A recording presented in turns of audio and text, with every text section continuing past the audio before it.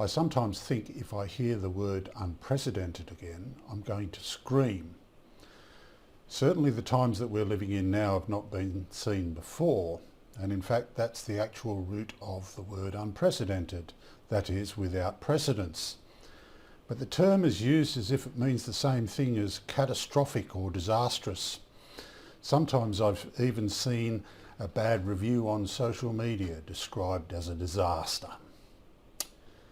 Unfortunately, for one reason or another, we're presently spending around about 50% of our time in front of screens, whether that be broadcast media on the television or whether it be social media or other sources of news.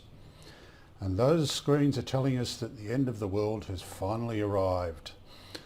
In fact, a new term has even been coined to describe what many of us are doing, and that is called doom scrolling.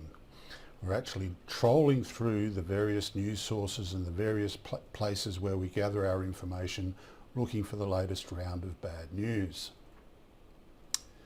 The latest infection numbers from Victoria are actually reported by many of the media outlets in the same way that used to be reserved for those results from the football on the weekend.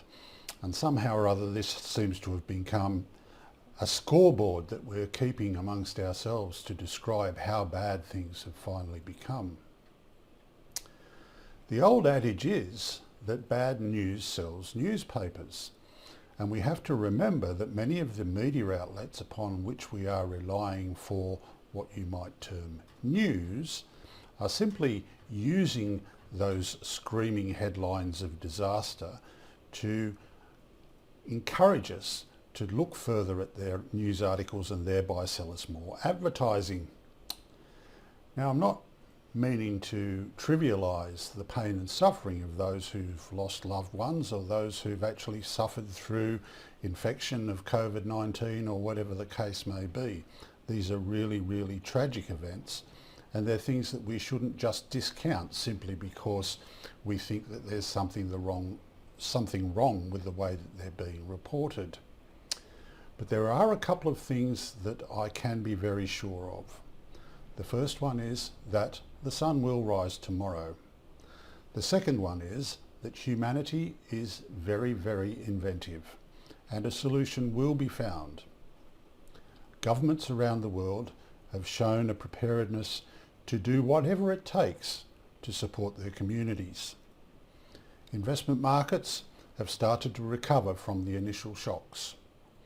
And some of us have proven that we can not only survive, but also thrive in the situation in which we find ourselves.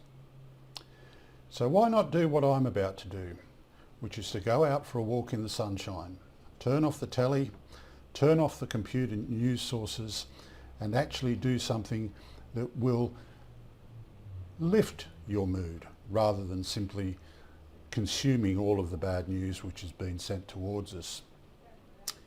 In the words of John Lennon, it will all be right in the end, and if it isn't all right, then it isn't the end.